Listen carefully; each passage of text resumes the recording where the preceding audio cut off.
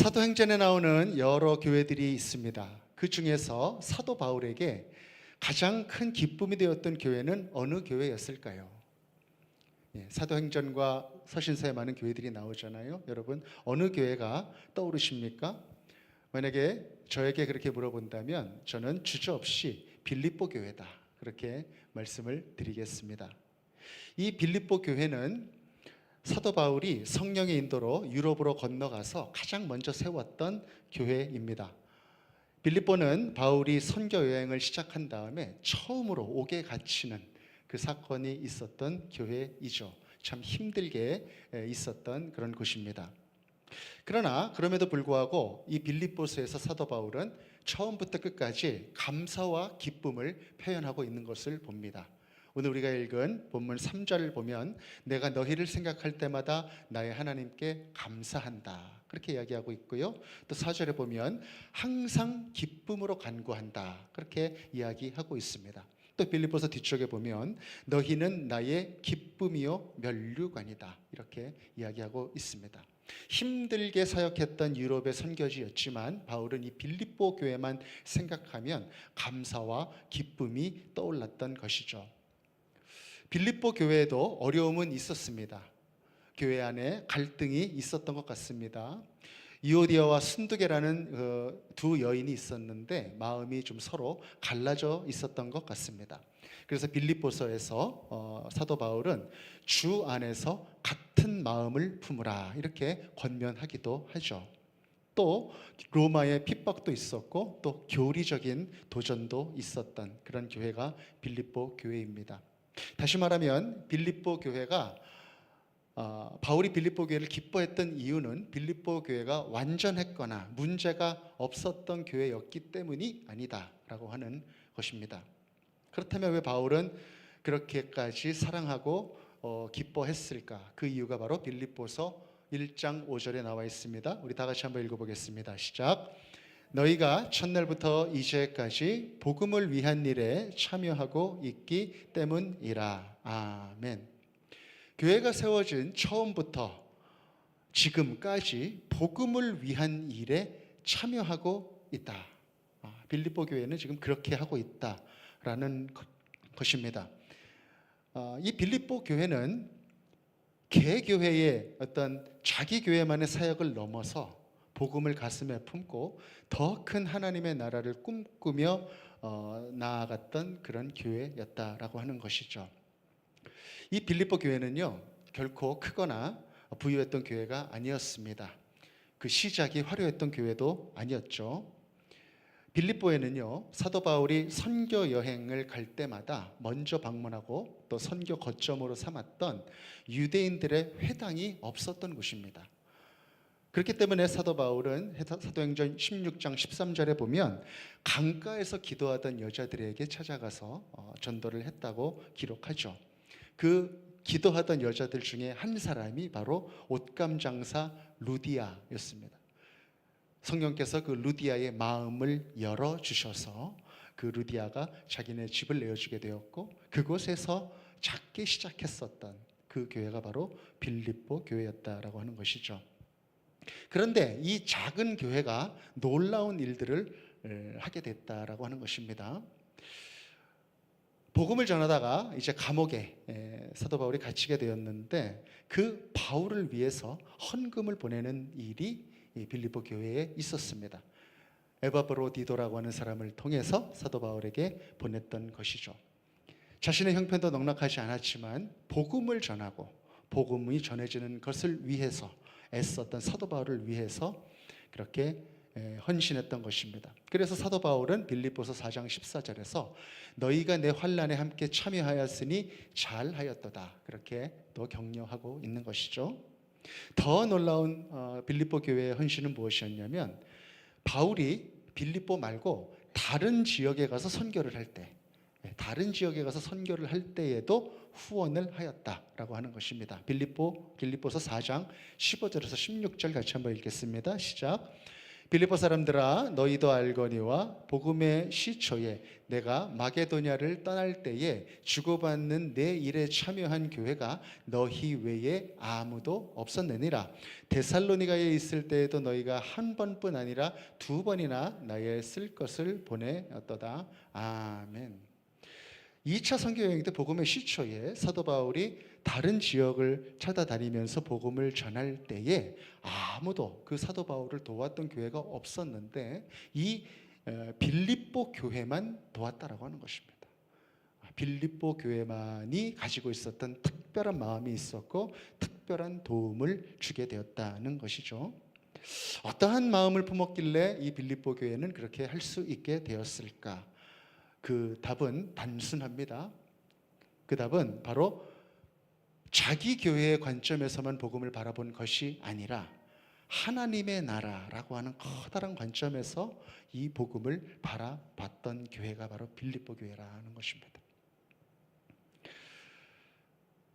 진짜 복음은요, 절대로 한 사람 안에만 머물지 않습니다. 우리가 진짜 복음을 가지고 있다면 그 복음은 우리를 채우고 우리를 넘어서서 다른 곳으로 흘러가게 되어 있습니다. 진짜 복음은 계속 복음이 없는 곳을 향해서 전진하게 된다라고 하는 것입니다. 교회가 세워지고 하나님의 나라가 점점 확장되어져 가는 것은 그 교회에 진정한 복음이 있을 때 그것이 가능한 것입니다. 바울은 복음의 사도가 된 이후에 가는 곳마다 복음을 전했고 그 복음이 전해지는 곳마다 교회를 세웠습니다. 빌립보에도 교회가 세워졌고 데살로니가에도 세워졌고 베레아에도 세워졌고 고린도에도 세워졌고 에베소에도 세워졌습니다. 이 모든 교회들이 각각 다른 이름으로 빌려졌지만 모든 교회들이 다 복음이 세운 교회다라고 하는 것입니다. 하나의 복음이 세운 교회. 그래서 모든 교회는 다 예수 그리스도 안에서 한 몸이다라는 것이죠. 도시의 이름은 다 달라도 머리는 예수님 한 분이셨고 교회는 여러 군데 나누어져 존재하고 있지만 그 모든 교회들은 예수 그리스도의 하나의 몸이다라고 하는 것입니다. 그래서 에베소서 4장 4절에서 바울은 이렇게 선언하잖아요. 몸이 하나요 성령도 하나 한 분이시니 이와 같이 너희가 부르심의 한 소망 안에서 부르심을 받았느니라.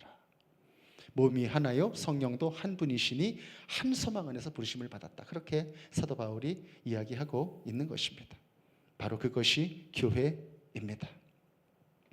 그런데 우리가 살고 있는 이 시대의 많은 교회들은 그리고 우리들을 포함해서 우리들도 그럴 수 있어요. 종종 개교회 차원의 우리 교회 차원의 눈높이로만 이 복음을 바라볼 때도 있죠. 그래서 예수님께서는 하나된 주님의 몸을 바라보기를 원하시는데 우리들은 다른 교회들을 바라보거나 다른 공동체를 생각할 때 저거는 우리랑 좀 달라, 저거는 좀 우리랑 좀 차이가 있어, 좀 그렇게 차이를 바라보며 주목하면서 그렇게 우리가 생각할 때가 있다라고 하는 것입니다. 초대교회는 그렇게 하지 않았다라고 하는 것이죠. 그래서 예수 그리스도의 복음의 눈으로 다른 교회들을 바라보았고 그 복음이 능력이 되어 기꺼이 다른 교회의 어려움을 돕게 되었다는 것입니다. 사도 바울을 파송했던 안디옥 교회는요, 예루살렘 교회가 기근을 당했을 때 바울 일행을 보내서 그 교회를 물질적으로 도왔습니다. 그리고 우리가 잠깐 전에 사도 바울의 목소리로 들었듯이 마게도냐와 아가야의 교회들은 자발적으로 헌금을 모아서 예루살렘 교회가 어려움을 당할 때에 돕기도 했습니다. 그 유럽에 있는 그 지역에는 유대인들의 회당이 없었기 때문에 유대인들 크리스찬들을 이 유럽 크리스찬들은 한 번도 본 적이 없었습니다. 만난 적도 없었고 또 문화도 달랐고 언어도 달랐던 사람들이었습니다. 그럼에도 불구하고 오직 하나의 이유 때문에 복음을 나눠 가졌다라고 하는 그 이유 때문에 저 교회를 그냥 그 교회라고 생각하지 않고 우리의 형제다 이렇게 생각했던 것입니다. 그리고 그들의 삶을 직접적으로 돕게 되었다. 이방 기독교인들과 유대인 기독교인들 사이에 문제가 전혀 없었던 것은 아니죠. 우리가 전에 사도행전 15장에서 우리가 나누었던 것처럼 이방인도 율법을 지켜야 되고 할례를 받아야 되는가라고 하는 주제로 큰 생각의 다름이 있었던 적이 있었습니다. 교회가 둘로 갈라질 수도 있었던 그런 상황이었습니다. 그러나 복음의 주인이신 성령님께서 바로 그들이 하나로 모이게 하셨고 함께 기도하게 하셔서 하나님께서 그들이 하나의 복음의 방향으로 흘러가게 하신 것입니다. 한 교회가 되게 하신 것이죠. 초대교회가 위대했던 이유는 그 안에 갈등 요소가 없었기 때문이 아니라 갈등보다 복음을 더 크게 여겼기 때문에 그들이 복음 안에서 하나 될 수 있었다라는 것입니다. 생명의 말씀교회는 최근에 5주 동안 수요 찬양 예배에서 요나서 말씀을 나누고 있습니다. 지난주에는 사랑해야 선교한다라고 하는 제목으로 말씀을 좀 나눴습니다. 요나서를 이렇게 같이 묵상을 하고 있는데 요나도 문제지만 요나도 문제다. 그렇게 생각을 하게 되는 이유가 요나와 같은 모습이 바로 우리 가운데도 많이 있기 때문이다라고 하는 것이죠. 요나는 선지자였고 하나님의 말씀도 받았고 믿음도 있고 간증도 있고 기도도 하고 헌신도 하는 사람이었지만 하나님이 사랑하시는 그 민족, 그 다른 민족을 사랑하지 못하는 신자였다는 것입니다. 그래서 니느웨가 회개할 때 그것을 싫어합니다. 그리고 분노하고 아주 감정이 폭파됩니다. 그래서 하나님한테도 막 뭐라고 이야기를 하죠. 사실 요나도 따지고 보면 잃어버렸다가 되찾은 영혼이고 그가 속한 이스라엘이라고 하는 민족도 하나님을 떠났던 민족이었지만 다시 회복된 그런 은혜를 힘입은 민족이었지만 이 요나는 내 민족, 내 나라, 내 주관, 내 기호, 내 가치관 거기에 깊이 파묻혀서 하나님의 마음을 바라볼 수 없었던 그런 사람이었던 것입니다. 그래서 복음이 품고자 했던 니느웨를 품지 못했던 것이죠. 이방인들은 오히려 유대인들을 품는데 유대인들은 오히려 이방인을 품지 못하는 그런 일들이 있었던 것입니다. 요나 정도까지는 아니라 하더라도 지금 이 자리에 있는 우리 한 사람 한 사람들도 우리 교회, 내 교회, 우리 교인 이런 어떤 생각 때문에 다른 교회의 아픔을 품지 못하고 또 다른 교회의 눈물을 이해하지 못하는 그런 일들이 있을 수 있습니다. 요나에게 하나님은 그렇게 말씀하십니다. 내가 니느웨를 아낀다. 그렇게 말씀하십니다. 내가 니느웨를 아낀다. 우리 하나님 아버지께 모든 사람들은 다 잃어버린 영혼인 것입니다. 다 아끼시는 그런 교회인 것이죠. 그래서 우리는 복음 안에서 하나가 될 줄 아는 사람이 되어야 한다는 것입니다. 우리나라의 교회사를 볼 때에 하나님께서 성령께서 강하게 역사하셨던 때에는 언제나 교회들이 교단을 불문하고 지역을 불문하고 그렇게 다 연합했던 그랬던 모습을 우리가 바라보게 됩니다. 여러분 기억하시듯이 120년 전쯤에 있었던 1907년 평양 대부흥 사건을 여러분 기억하실 것입니다. 회개의 물결이 평양을 중심으로 온 교회 가운데 임하게 되었고 다 무릎 꿇고 회개하였고 나라를 위해서 기도했었던 그 놀라운 그 일들, 그 놀라운 성령의 역사는 어느 특정한 교단의 부흥이 아니었다는 것입니다. 장로교 출신 선교사들, 감리교 출신 선교사들, 교파를 막론하고 교단을 막론하고 모든 선교사들이 모여서 함께 예배하였고 또 감리교회, 장로교회 구분하지 않고 다 모여서 함께 하나님께 무릎 꿇고 부르짖었던 그 모임이 바로 평양 대부흥의 모임이었다라고 하는 것입니다.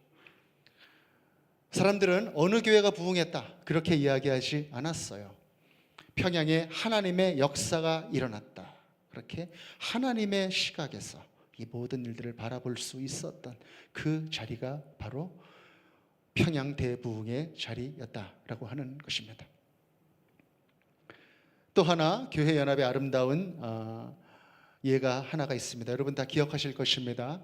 2011년에 동일본 대지진이 일어났었습니다. 저는 기억해 보면 출장 중에 텔레비전으로 이 장면을 바라보고 이것이 과연 영화인가 아니면 실제인가 그렇게 생각했었던 그런 기억이 납니다. 큰 지진이 일어났었고 그 지진 후에 몰려왔던 40m가 넘는 쓰나미, 그 쓰나미 때문에 집들이 구겨지고 차들이 막 떠내려가는, 정말 눈앞에서 펼쳐지지만 믿을 수 없었던 그런 일들이 그 자리에 있었죠. 마을을 삼키고 많은 사람들이 죽는 그런 일이 있었습니다. 급기야는 후쿠시마 원전 사고까지 이어지는 큰 재난이 그때 일본에 있었습니다. 그때 일본 교회들도 곳곳에서 무너지고 또 성도들의 삶의 터전도 잃게 되는 일이 있었죠. 그때 여러 나라들이 그것을 도왔고 가장 먼저 손을 내민 나라 중에 하나가 바로 한국이었습니다. 그때 한국 교회는 그 도움의 손길을 펼치는데 아주 주도적으로 나서서 펼쳤습니다. 이 모든 일들을 연합해서, 교단들이 연합해서 그렇게 이루게 되었죠. 일본을 생각하면 역사적인 상처도 있었고 아직 풀지 못한 그런 일들도 있었지만, 그럼에도 불구하고 한국 교회는 일본 교회로 헌금을 보내고 봉사팀을 보내고 또 무너진 예배당을 재건하는 일을 열심히 도왔습니다. 왜 그랬을까? 바로 그것은 그 일본에 예수 그리스도의 몸된 교회가 있었기 때문에 그랬다는 것입니다. 국적보다 복음이 더 크다고 믿었고 과거의 상처보다 십자가가 더 크다고 고백했기 때문에 이러한 발걸음과 도움이 가능했다는 것입니다. 그것이 바로 하나님의 역사였고 복음의 역사였습니다.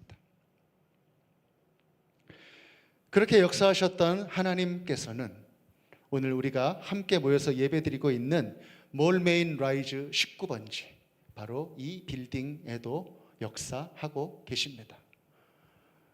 이 교회 건물에는 여러분 잘 아시듯이 세 개의 교회가 함께 예배를 드리고 있죠.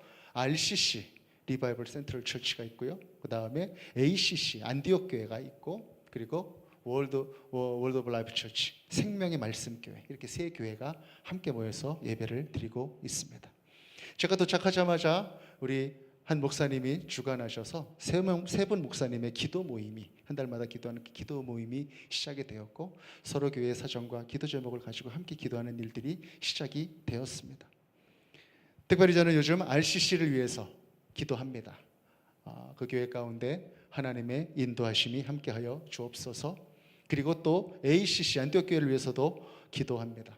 특별히 여러분 알고 계시듯이 작년 12월에는 우리 RCC와는 크리스마스 버스킹도 같이 우차드 로드에 나가서 함께 부르면서 같이 은혜를 나눴던 적도 있죠. 그리고 최근에 창립 기념 예배에는 우리 RCC 담임 목사님 우리가 초대해서 또 은혜의 말씀도 들었던 그런 일들도 있습니다. 그리고 또 9월에는요, 제가 안디옥 교회 주일 예배에 초대를 받아서 가서 말씀을 전하게 되었습니다. 물론 영어로 좀 전해달라 그래가지고 제가 좀 마음에 근심이 생겼지만 그래도 거절하지 아니하고 제가 가서 힘차게 말씀을 전하려고 합니다. 또 우리 안디옥 교회 에이스 목사님이 지금 항암으로 중국 방문을 하고 계신데 그 중국 방문에서 돌아오시면 또 좋은 기회에 우리 교회에 또 설교 자리에 또 한번 초청하고 싶은 그런 마음이 있습니다. 이 모든 일들이 과연 하나님 안에서, 한 복음 안에서 우리가 한 지체된 사람들이다, 지체된 교회들이다 라고 하는 생각이 없을 때 과연 이것이 가능하겠습니까? 바로 예수 그리스도의 핏값으로 사신 그런 많은 교회들이 하나이다 라고 하는 그런 생각으로 아름답게 연합되어져 가는 그런 모습이 아니겠습니까?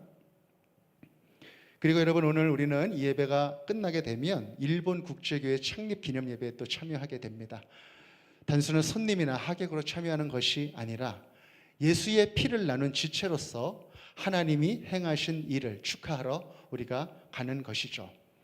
그 일본 교회를 30년 전에 세우신 분도 하나님이시고 또 우리 교회를 세우신 분도 하나님이십니다. 우리 다음 사진을 좀 보여주시면, 작년에 우리가 연합예배로 그곳에 가서 예배 드리고 찍었던 사진인데, 금년 우리 9월에도 9월 12일이죠. 9월 12일에 또 연합 예배로 드리게 될 것입니다. 또 우리가 가만히 생각해 보면은요, 우리가 또 기도하고 방문하고 돕고 있는 이 바탐과 캄보디아도 선교지이기 이전에 바로 그곳이 예수 그리스도의 복음이 가서 세운 교회다라는 것을 우리는 고백하게 되는 것이죠. 그것을 우리가 돕는 것은요, 난민을 구호한다든지 정말 가난한 사람들을 돕기 위해서 우리가 뭔가를 베푼다든지 하는 그런 차원이 아니라 교회가 교회를 돕는 그러한 일인 것입니다. 사실 따지고 보면 주통식 교회가 우리 교회보다 형편이 나은 것도 있습니다. 실제로 제가 작년 11월에 우리 교회가 다 가서 선교 활동하고 지금 이제 금요 철야 예배가 아주 뜨겁습니다. 나중에 한번 다 같이 참여해서 은혜 받고 싶은 그런 마음도 있는데요. 그 자리에서 제가 이제 말씀을 전하고 우리 김광호 선교사님이 이제 통역을 해서 말씀을 전했던 적이 있는데, 그때 제가 그렇게 말씀을 전했던 기억이 납니다. 생명의 말씀 교회가 부유해서 여러분들을 돕는 게 아닙니다. 우리 교회는 차도 없지만 여러분들의 교회에는 차가 2대나 있지 않습니까? 우리 교회가 재정이 많아서 여러분들을 돕는 것이 아니라 이곳에 동일한 하나님의 꿈이 있기 때문에 우리는 돕습니다. 복음이 있기 때문에 우리는 이 교회를 돕습니다. 그러니 여러분들도 생명의 말씀 교회를 위해서 기도해 주십시오. 그렇게 제가 말씀을 전했습니다. 캄보디아도 마찬가지일 것입니다. 바울이 기뻐했던 빌립보 교회의 모습, 복음을 위한 참여의 마음, 복음을 나눠주고 또 복음을 나눠 가진 교회들이 서로 돕는 모습, 그 마음이 바로 이러한 모습이 아니겠습니까? 물론 다른 교회 또 다른 문화의 성도들과 또 연합하는 그런 일들을 하다 보면 당연히 스타일도 다르고 오해가 생길 수도 있습니다. 그러나 그럴 때에 내 뜻을 내려놓고 성령의 인도하심을 따라 뚜벅뚜벅 하나 되고자 하는 그 길로 걸어가는 것이 진짜 성숙한 신앙인의 모습인 것입니다. 복음의 관점에서 하나님의 마음으로 온 교회의 머리이신 그 예수님이 이루어가시는 그 교회들의 모습들을 우리가 함께 도우며 이루어가는 것, 그것이 바로 성숙한 신앙인의 모습이다라고 하는 것이죠. 저는 오늘 말씀을 전하면서 이런 마음이 듭니다. 하나님께서는 오늘도 수많은 교회들을 세우시는 것이 아니라 하나의 교회를 이 땅 가운데 세우시고 넓혀 가신다, 그렇게 생각을 합니다. 우리는 예수 그리스도의 피 묻은 십자가의 능력으로 세워진 거대한 교회의 한 지체입니다. 그렇기 때문에 다른 교회의 기쁨이 우리의 기쁨이 되고 다른 교회의 눈물이 우리의 눈물이 되어야 합니다. 그리고 복음이 전해지는 그곳에, 교회가 세워지는 그곳의 소식을 들을 때마다 우리는 동일하게 우리의 심장이 뛰는 것을 느껴야 하는 것입니다. 바로 그것이 오늘 사도 바울이 빌립보 교인에게 전했던 마음입니다. 우리 빌립보서 1장 6절 7절 같이 한번 또 읽겠습니다. 시작. 너희 안에 착한 일을 시작하시니가 그리스도 예수의 날까지 이루실 줄을 우리는 확신하노라. 내가 너희 무리를 위하여 이와 같이 생각하는 것이 마땅하니 이는 너희가 내 마음에 있음이며 나의 매음과 복음을 변명함과 확정함에 너희가 다 나와 함께 은혜에 참여한 자가 됨이라. 아멘. 너희 안에 착한 일을 시작하시니까, 이 착한 일이 무슨 뜻일까요? 우리 개인적인 우리 각자의 인격이 좋아지고 좀 착한 사람이 되는 게 착한 일일까요? 그렇지 않습니다. 복음 안에서 한 몸을 이뤄 가시는 하나님의 일이 바로 착한 일입니다. 우리 안에서 그 일을 시작하신 그 분께서는 예수 그리스도의 날까지 그것을 이루어 가실 것이다.